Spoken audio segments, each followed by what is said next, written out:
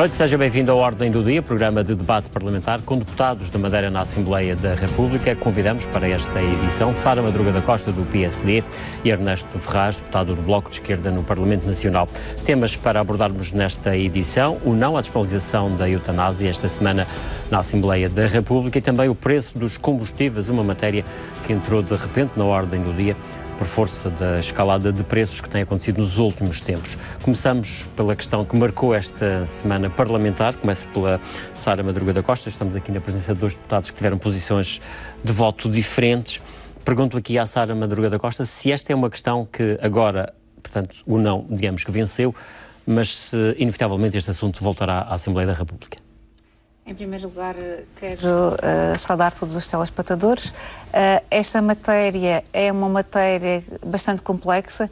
É bastante complexa, quer do ponto de vista jurídico, quer do ponto de vista político e também do ponto de vista moral. Entendo que o Parlamento esteve bem esta semana ao maioritariamente votar contra esta matéria, mas não deixo de reconhecer que é uma matéria bastante complexa. Acho que não faz sentido a discutir, como foi discutido, desta forma que foi discutida no Parlamento, esta matéria, uma vez que nós estamos a um ano das eleições legislativas e a maior parte dos partidos políticos não fazia constar nos seus programas eleitorais esta matéria e, portanto, acho que uma matéria desta complexidade não tem qualquer sentido de ter sido discutida como foi, mas ainda bem que ponderou o bom senso. Mas o problema aqui é só a forma como foi ou, eventualmente, a questão de fundo, que é despenalizar a eutanásia? Não, é claro que a questão de fundo também é muito complexa, mas acho eu que o que esteve mais na ordem do dia esta semana em relação a esta matéria foi a forma como se quis discutir isto, porque Mas uma curioso... das propostas, e eu recordo que estavam 4 propostas em cima da mesa, do PAN, do Bloco de Esquerda, do PS e também do Partido Ecologista, os Verdes. O PAN, inclusivamente, era um partido que tinha na sua campanha eleitoral incluído, e no seu programa eleitoral incluído esta questão. Portanto, fazia sentido que levasse ao Parlamento Nacional esta matéria. Mas o PAN representa, com todo o respeito que tenho pelo PAN, mas o PAN representa uma grande minoria da população e a grande maioria da população que é representada pelos restantes partidos, esses restantes partidos não tinham esta matéria no seu programa eleitoral. E, portanto, não faz sentido numa altura não, em estou que a dizer que se eventualmente não faz, faria algum sentido para o PAN, pelo menos levar a questão a debate. Sim, eventualmente sim, com todo o respeito que tenho para o PAN, como já disse, mas acho que para a maioria dos deputados e para a maioria dos portugueses não fazia sentido discutir desta forma. Se tivesse sido aprovado, teria sido aprovado nas costas dos portugueses. É preciso, quanto a mim, uma maior reflexão e um maior debate que envolva toda a sociedade civil nesta matéria e também é bom não esquecer que esta matéria é agendada a discussão desta matéria numa semana em que assistimos ao 10º aumento dos combustíveis e, portanto, foi, pelos vistos, uma forma que a geringonça... Acho que houve aqui outro interesse político. Acho eu que houve esse interesse. Já falaremos à questão dos combustíveis, mas também numa primeira abordagem. Também há aqui um interesse de uma questão que eu também que acho que é curiosa, que é mais uma questão fraturante que é colocada sobre a mesa, não é? A sua aprovação. Discutir problemas que a sociedade enfrenta não é fracturante. Sim, é ter a agenda em cima da mesa. Sim, mas essa questão não está no programa eleitoral. Não está no programa eleitoral. Não estava do Bloco também. Os programas eleitorais servem para 4 anos, à partida.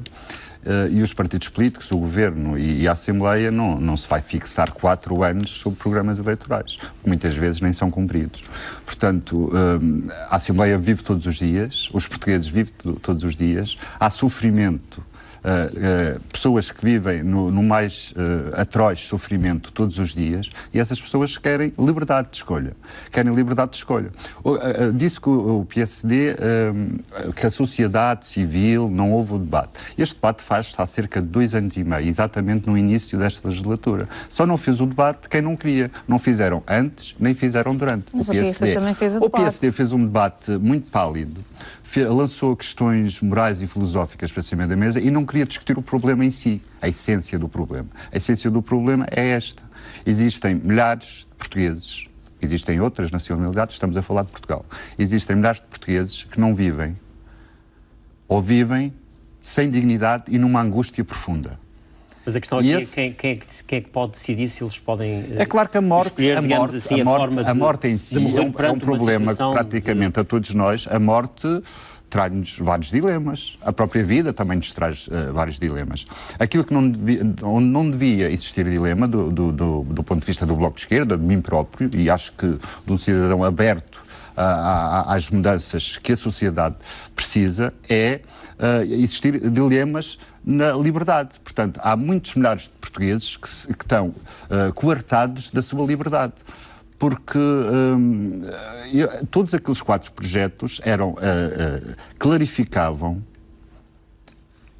preto no branco, as situações em que era possível cada uma das pessoas conscientes, em consciência, com uma equipa médica a acompanhar, um psiquiatra ou uma psiquiatra numa segunda fase, e de forma reiterada pelo menos 3 vezes.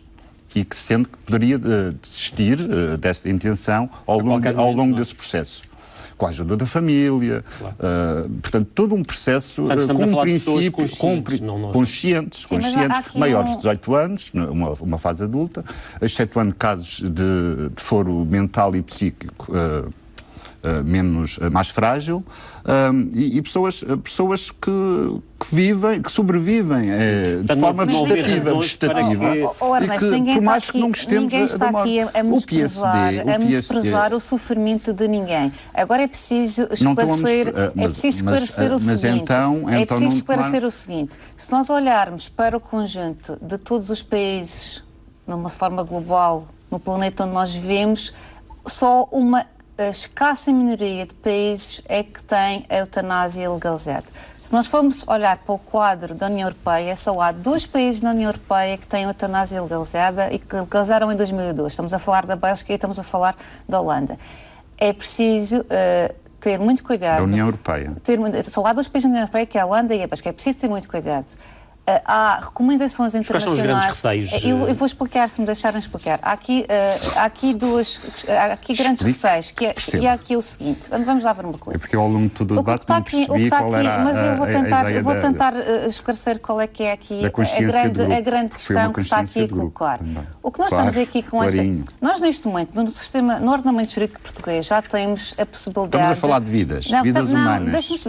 Que vem muito antes do ordenamento jurídico do sistema português. Ninguém está a pôr a questão do ordenamento. Eu vou explicar o que é que existe no ordenamento jurídico português. No ordenamento jurídico português já existe a possibilidade do testamento vital. O que é um testamento vital, que é para as pessoas que estão lá em casa perceberem do que é que nós estamos a falar? O testamento vital é o seguinte: qualquer um de nós pode, na sua plena consciência, nas suas plenas funções, pode declarar antecipadamente a sua vontade de, se eventualmente estiver perante uma situação de uma doença terminal, de um estado vegetativo, estamos a falar de casos concretos em último grau de degradação humana, através da do testamento vital, qual é o tratamento que deseja receber e que não querer prolongar a sua vida para além do que é medicamente aceitável. Isso já existe à luz do nosso direito. O que nós estamos aqui a falar com a eutanásia é a possibilidade de se antecipar a morte. E qual é que aqui o que nos deve fazer refletir, e é o caso da Holanda e da Bélgica, e é para isso que nós falamos da rampa deslizante, que todos os países estão a estudar as consequências da aplicação da legislação, que na Bélgica e na Holanda começou por ser exatamente igual às propostas que foram chumbadas esta semana, para dizer que nessas propostas existiam os mesmos critérios de se poder possibilitar a eutanásia em caso de sofrimento e em caso de doença terminal, e rapidamente nesses 2 países que têm um sistema de saúde muito mais avançado do que o nosso e com maior abrangência de cuidados paliativos, e depois já vou chegar lá à questão dos cuidados paliativos, nestes 2 casos o que é que está a acontecer agora? Neste momento já se permite a eutanásia em situações de doença grave, ou seja, em situações de demência, quando estão em casa depressões, ou seja, neste momento na Bélgica e na Holanda, menores também. Profundas e irreversíveis. Neste momento na Bélgica. Não é uma questão de lei, porque não é uma questão de lei, porque a lei. Não previam isso. Gil, a rampa deslizante significa. Mas posso explicar. O que eu estou aqui a dizer é, em 2002, quando esses diplomas foram aprovados na Bélgica e na Holanda, foram aprovados exatamente da mesma forma como as propostas que foram rejeitadas agora. E exatamente nós estamos a falar em o povo Portugal. português. Portanto, Esses cidadãos e cidadãs estavam à espera de respostas. Eu já percebi que o Bloco de Esquerda não quer que se esclareça a verdade. Para concluir, mas deixe-me só concluir. Não sou cidadão holandês nem belga. Qual é que é aqui a questão? Isto é a razão uma das razões fundamentais porque todos os profissionais de saúde em Portugal são contra a legalização da eutanásia. Há recomendações internacionais que dizem que não é aceitável, para além das questões jurídicas que podem estar aqui em casa, não é aceitável que num sistema e num Serviço Nacional de Saúde que não tem uma abrangência dos cuidados paliativos e que as pessoas, o comum do cidadão, não têm acesso à universalidade do serviço dos cuidados paliativos, não é aceitável que se passe para a eutanásia. Vamos ouvir agora. Qual é que é aqui a questão? Nos casos da Holanda, nos casos da Holanda e da Bélgica, começou a lei a vigorar a despenalização com as mesmas propostas que foram chamadas esta semana e neste momento nós temos situações gravosas. Que já aqui falou. Não, só quero explicar outra coisa. Há aqui também não sai disto. Há também aqui mas deixe-me só dizer aqui também uma questão que é preciso. Aqui também uma questão que é preciso justificar. Na intervenção, intervigo várias... Sim, mas não temos tempo. Não, mas nós temos que deixar concluir. Mas já deu para perceber os seus argumentos. Não concluí, mas vai ter que concluir então depois. Porque aqui também uma questão... Deixe-me só terminar. Deixe-me não falar das causas fraturantes, vou falar da eutanásia. Há aqui uma questão também que é preciso dizer.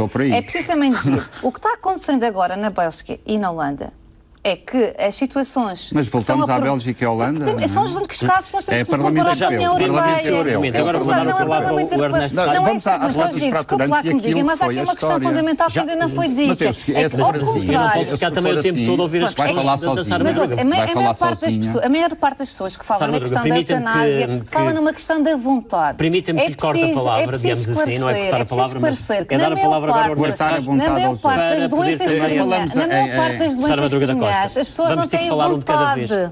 Não têm vontade. Já falou no seu tempo, agora vamos dar a oportunidade ao Ernesto Ramos. Falamos nas causas fraturantes, a rampa deslizante, expressões que não dizem nada à maior parte da população, exatamente para confundir. Porque há falta de informação. Porque a ideia não era esclarecer, era confundir. Ou seja, não, já está estudado o sistema da Holanda e da Bélgica. Sem discutirem.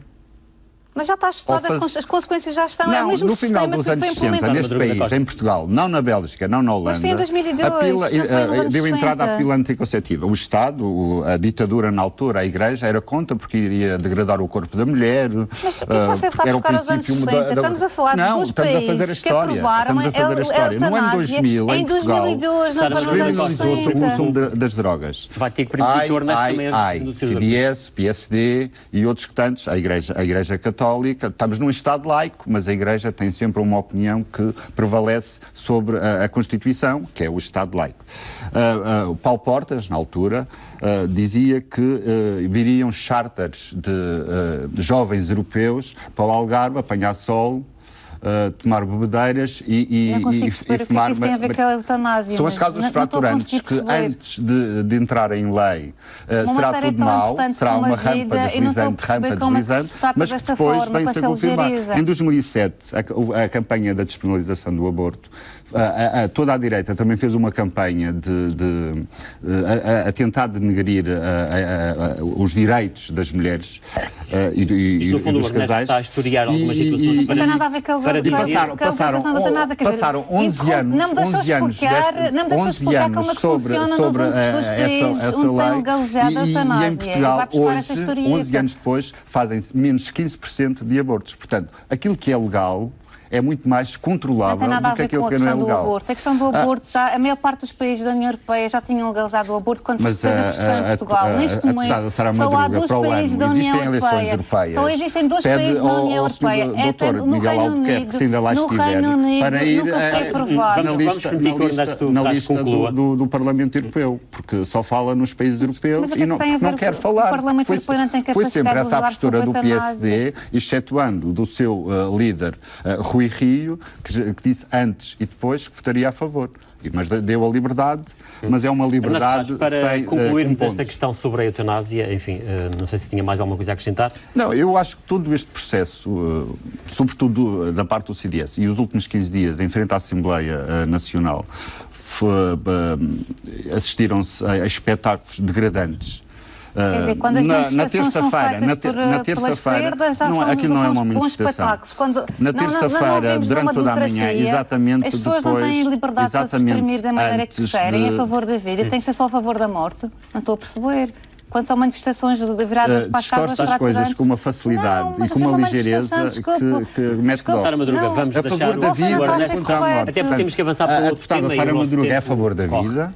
E o deputado Ernesto Ferraz é a favor da morte. Mas está criticando uma manifestação que decorreu de acordo com a liberdade de expressão do povo português às portas da Assembleia Portuguesa. A senhora deputada falava em cuidados paliativos. Os cuidados paliativos... Claro, o caminho tem que ser esse, o progresso é cuidados paliativos, não é? Mas os cuidados paliativos não dar uma injeção para morrer mais cedo. reverter casos irreversíveis. Você concorda com os contribuintes? Concorda com os contribuintes de Porta? Quer dizer, eu acho muito engraçado. Eu acho muito engraçado. A geringonça neste momento... A geringonça neste momento não se preocupa. Bom, eu já percebi que sobre esta matéria os argumentos, enfim... A geringonça neste momento não se preocupa com as pessoas estão a ser cuidadas das mortes. Para terminar, era só para dizer que os cuidados paliativos não são... Está satisfeito com o ponto de situação, com o investimento do Estado nos cuidados paliativos? Vamos deixar o Ernesto concluir, Sara Madruga da Costa, se permite. Portanto, Ernesto, faça o favor. Apostar, ter uma verdadeira aposta nos cuidados paliativos... Deve ser a prioridade do Estado, promover o que é sempre uma prioridade em todo o sistema nacional. Não sei, pergunta ao seu partido que teve décadas no... Vamos avançar para um outro tema, se outra me permitem. Outra questão, Ernesto Ferraz e Sara Madruga da Costa, que tem a ver com o preço dos combustíveis e a carga fiscal que está a ser aplicada neste setor. Em Portugal, os aumentos têm sido, enfim, crescentes nos últimos tempos, ao ponto de termos assistido já a manifestações de algumas áreas que mais sujeitas, digamos assim, a esta variação de preços. O que eu pergunto aos dois aqui é se há forma desta carga fiscal, que é muito significativa em Portugal sobre o preço dos combustíveis, se haverá forma de reverter esta situação. Ernesto Ferraz. Isto é um processo que não acontece de um dia para o outro. Mais uma vez, tem um historial. A carga fiscal é, de facto, bastante pesada sobre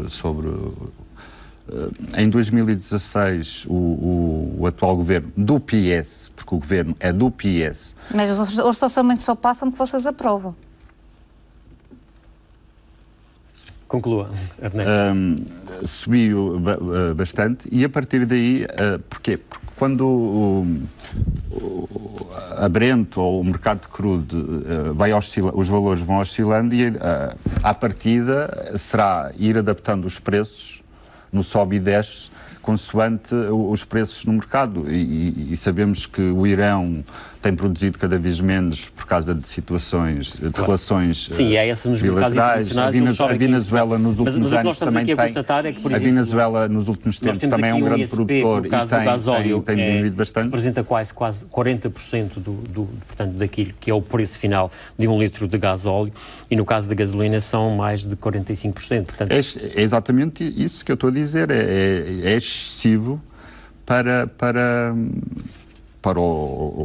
o cidadão comum que precisa de abastecer. E acha que aqui há margem para que o governo baixe, digamos assim, a sua receita? Catarina Martins, no último debate mensal, dizia que porque havia esse compromisso em 2016, quando começou. Mas na região autónoma da Madeira também não é muito diferente.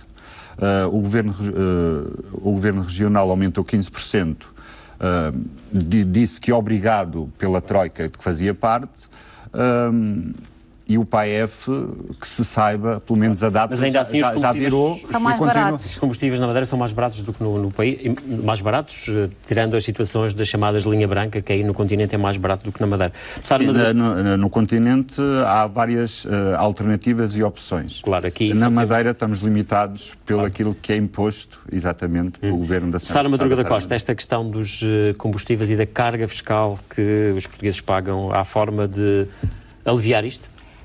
se aprovarem a que nenhum iniciativa governo tem feito isso. Se o Governo, neste momento da República, suportado pelo Bloco de Esquerda e pelo PCP, se aprovarem a proposta que o PSD entregou na Assembleia da República, é fácil. O PSD, do entrada de uma iniciativa legislativa... O PSD é bipolar. Está no governo, faz uma coisa. Está na oposição, faz o seu contrário. Portanto, é bipolar. E vou explicar porquê. É porque, ao contrário do Bloco de Esquerda, que, como eu tive a oportunidade de dizer no debate dos combustíveis no qual intervim em relação a isso, fixada no Bloco de Esquerda. É bom relembrar que a senhora deputada Catarina Martins vem, quando lhe interessa, vem defender o Governo. Quando não lhe interessa, vem fingir que é oposição. E foi visível neste debate... Catarina Martins foi visível neste debate extremismo. Se a senhora deputada Catarina Martins estivesse interessada em defender os portugueses... Não tem poder, nem governa para alterar o estado de coisas. Não tinha aprovado os orçamentos. Que é bom lembrar aqui que o aumento que nós estamos aqui a assistir da carga fiscal, que, por exemplo, em 10 euros de gasolina, 6,20 € dizem respeito aos impostos e 3,8 à gasolina, e se nós pensarmos em 100 euros de gasolina, 55 euros vão para o Estado e só 45 para as gasolineras, isto que significa o quê? Como o Gil disse aqui bem, a carga fiscal sobre os combustíveis é insuportável. E porquê que a carga fiscal sobre os combustíveis é insuportável? Porque há aqui uma austeridade encapotada do Governo que o PSD tem vindo a denunciar desde 2016 e tem a ver com o quê? Tem a ver com o ISP, que é um imposto que em todos os orçamentos de Estado há propostas do PSD para reduzir o ISP e em todos, desde 2016 claro. e 2016. E houve o compromisso do Governo da República de baixar este imposto, já podia ter feito e não fez. Cêntimos, não é? Já podia ter feito e não fez. Porquê? Porque é uma austeridade encapotada. E, portanto, é engraçado a senhora deputada Catarina Martins vir agora dizer, e com a senhora deputada Catarina Martins disse, o que a senhora deputada Catarina Martins, é uma parte do país. Estou aqui a falar da fiscalização, que é a minha função de deputada na Assembleia da República, mas é uma parte integral do território. Se quer voltar a falar da eutanásia e já volto a falar. Não mistura as coisas. O que a senhora deputada Catarina Martins disse é realmente curioso.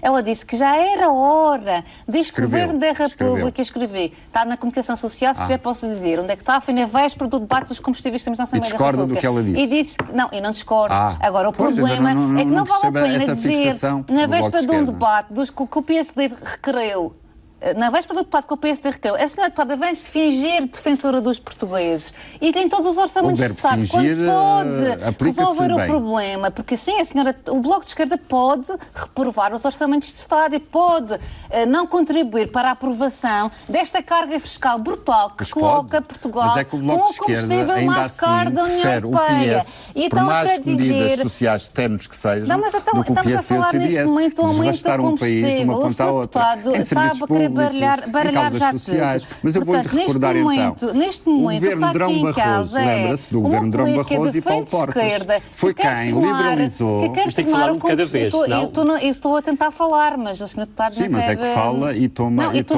monopoliza a conversa. Não, eu não estou a monopolizar, estou na minha parte da conversa. Você começou a falar com o combustível. Não há problema que isto é um debate, não há problema nenhum que mas o que eu queria dizer aqui é... Já desde 2016 até agora estamos a assistir a mais uma promessa do Sr. António Costa que não está a ser cumprida, porque o Sr. António Costa comprometeu-se a baixar o ISP. E já houve a oportunidade de baixar o ISP e ele não quis baixar o ISP para ter uma receita como está a ter agora. E, portanto, o Bloco de Esquerda tem a possibilidade, em todos os orçamentos, de chumbar este aumento. Não chumbou. 4 vezes. Não chumbou. Para concluirmos mas é preciso ir... As coisas não acontecem de um momento para o outro.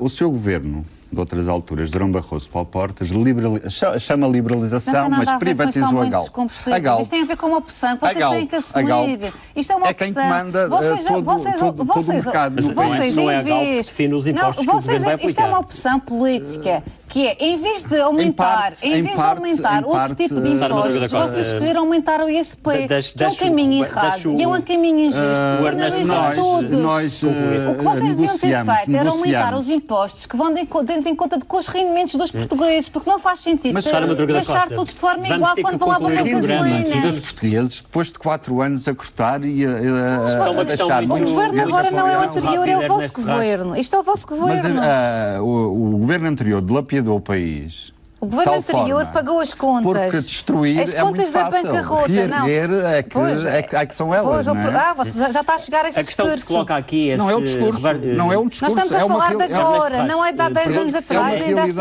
anos Se o Bloco de atrás. Esquerda vai, de facto, apoiar esta iniciativa do PSD para que o Governo mexa nos impostos, no fundo, reduza a carga fiscal. Se é da opinião que deve A senhora apoiar. Sara Madruga que gosta Tem que de aprovar, referir aprovem a iniciativa.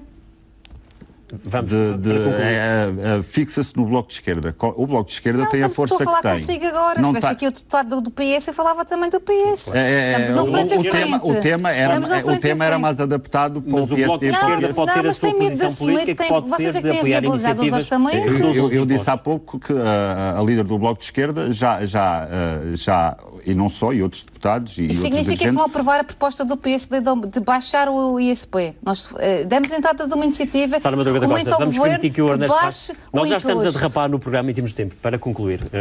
A pergunta é muito simples. O Bloco de Esquerda é favorável à redução de impostos, apoia a iniciativa... É reduzir a redução de impostos, mas é preciso... para que é que servem os impostos? Os impostos servem para recuperar alguma dignidade de vida aos portugueses, não é? Que foi exatamente resultado dessa... Pronto, fica então a sua resposta. Resta-me agradecer ao Ernesto Ferraz. Não temos mais tempo. Capitalizar as verbas para funções sociais. Há outro tipo de Agradeço também à Sara Madruga da Costa, ao Ernesto Ferraz. É o ponto final por hoje. Voltamos que o PSD usava. Com mais um frente a frente entre deputados da Madeira na Assembleia da República. Boa noite, fique bem.